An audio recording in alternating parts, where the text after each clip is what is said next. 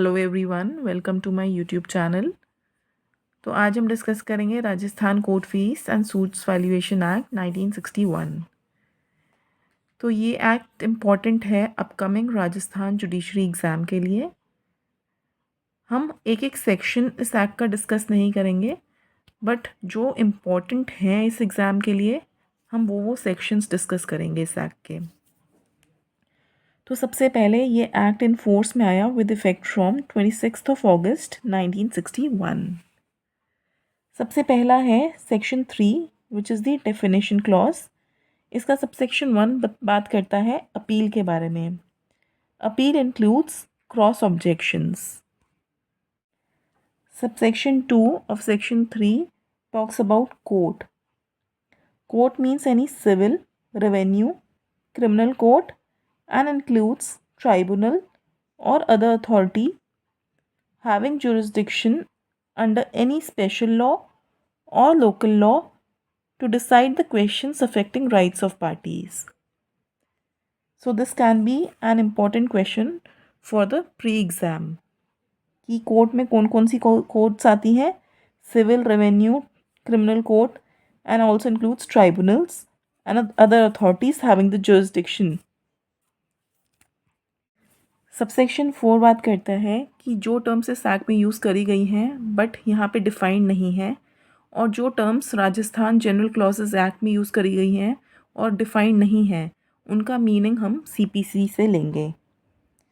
The expressions used and not defined in this act और in the Rajasthan general clauses act of 1955 but defined in the CPC 1908 shall have the meanings respectively assigned to them in the said code. Next is section 4, levy of fees in courts and public offices. कोई भी document हम अगर file करेंगे किसी court में और या फिर किसी पब्लिक ऑफिसर के सामने, तो उन पे हमें फ़ीस पे करनी पड़ेगी as provided under this act. अगर वो फ़ीस पे नहीं करेंगे तो वो डॉक्यूमेंट फाइल नहीं हो पाएगा।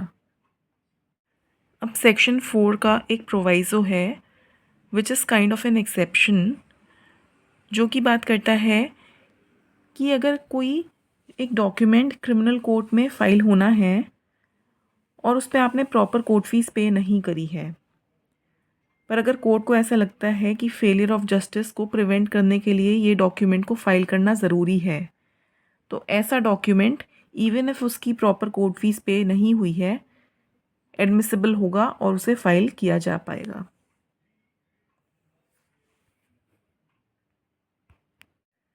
Provided that whenever the filing or exhibition in a criminal court of a document in respect of which the proper fees has not been paid is in the opinion of the court necessary to prevent failure of justice, nothing contained in this section shall be deemed to prohibit such filing or exhibition. Next is section 5 which talks about fees on documents inadvertently received. मतलब अगर कोई एक person जो कि bound है court fees पे करने के लिए मिस्टेकनली वो कोर्ट फीस नहीं पे करता है, मतलब उससे गलती हो जाती है और वो कोर्ट फीस नहीं पे कर पाता है, तो कोर्ट के पास डिस्क्रिशन है और कोर्ट उसे अलाउ कर सकती है कि आप कोर्ट फीस पहले पे करो, और ऐसा माना जाएगा अगर वो कोर्ट फीस पे कर देता है कि उसने कोर्ट फीस फर्स्ट इंस्टेंस में ही पे कर दी थी। Next is section 6 multifarious suits. अब इसमें कोई अगर एक सूट फाइल किया है based on same cause of action और उसमें डिस्टिंक्ट रिलीफ्स मांगे गए हैं, तो प्लेंट पे जो फीस पे की जाएगी वो होगी based on the aggregate value of the release, मतलब सारी रिलीफ्स का टोटल सम मिला के उस बेसिस पे कोर्ट फीस को निकाला जाएगा। In any suit in which separate and distinct reliefs are sought based on the same cause of action, the plaintiff shall be chargeable with a fee on the aggregate value of the reliefs. अब subsection 1 का प्रोवाइज़ो कहता है कि अगर एक suit same cause of action पे based है और उसमें एक मेन रिलीफ मांगी गई है और एक एंसिलरी रिलीफ मांगी गई है। तो प्लेंट पे जो कोर्ट फीस पे करी जाएगी वो बेस्ड होगी मेन रिलीफ की वैल्यू पे। Provided that if a relief is sought only as ancillary to the main relief, the plaint shall be chargeable only on the value of the main relief. Next is section 6 subsection 2, जो कि बात करता है कि अगर एक suit में जो कि बेस्ड है सेम कॉज ऑफ एक्शन में डिफरेंट रिलीफ्स मांगी गई हैं बट इन दी ऑल्टरनेटिव कि या तो ये या फिर ये, तो उस केस में प्लेंट पे जो कोर्ट फीस पे करी जाएगी वो बेस्ड होगी कि उन सब में से हाईएस्ट कोर्ट फीस कौन सी रिलीफ में बनती है। जोन सी हाईएस्ट होगी वाली कोर्ट फीस पे करी जाएगी। Where more reliefs than one based on the same cause of action are sought in the alternative in any suit, the plaint shall be chargeable with the highest of the fees leviable on the reliefs. Section 6 subsection 3 बात करता है कि अगर एक suit में अलग अलग causes of action हैं और हर एक कॉज ऑफ एक्शन पे एक डिस्टिंक्ट रिलीफ मांगा गया है, ईदर ऑल्टरनेटिवली और क्यूमुलेटिवली, मतलब या तो ऑल्टरनेटिवली या फिर क्यूमुलेटिवली, मतलब एक साथ, तो प्लेंट पे जो कोर्ट फीस पे करी जाएगी वो होगी सारी कोर्ट फीस का सम। जो हर एक रिलीफ पे फीस बनती है उसका एग्रीगेट जो होगा उतनी कोर्ट फीस प्लेंट पे करी जाएगी।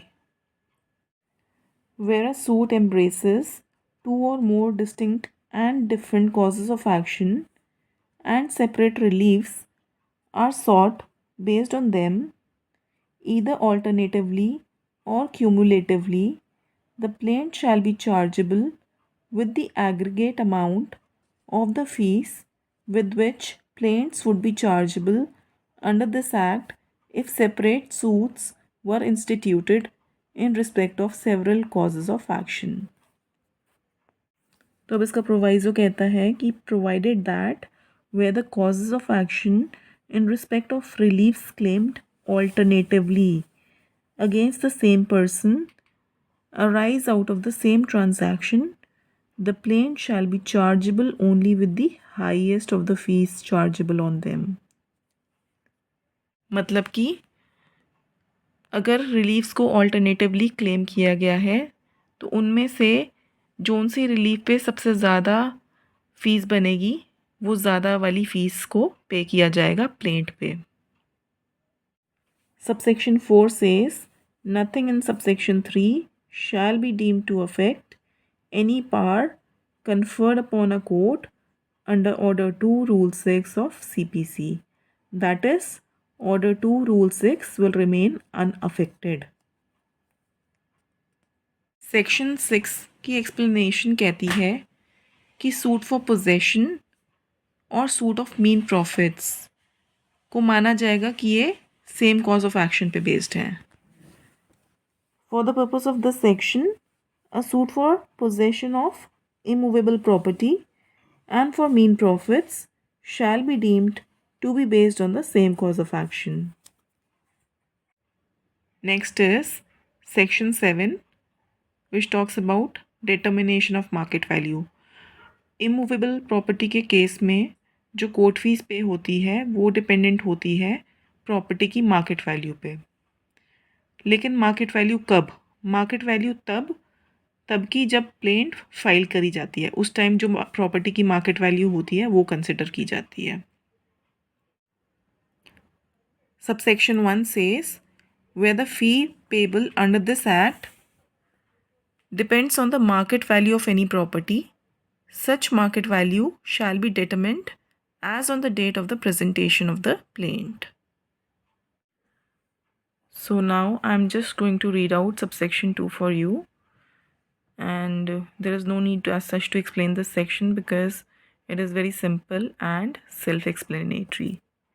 It says that the market value of land in respect of suits falling under section 24, 26, 28, 29, 35, 36, 44 shall be deemed to be where the rent in respect of the land has been settled 25 times the rent rate sanctioned therefore during the last settlement, and where the rent in respect of the land has not been settled 25 times the rent rate sanctioned during the last settlement for similar land in the neighborhood. So this basically can be an important question for the pre-exam for Rajasthan judiciary. Next is section 8, which talks about set off and counter claim. जैसे कि plane पे court fees payable होती है, similar way में set of counter claim पे भी court fees payable होती है. A written statement pleading a set off or counterclaim shall be chargeable with fee in the same manner as a plaint. Next is section 9.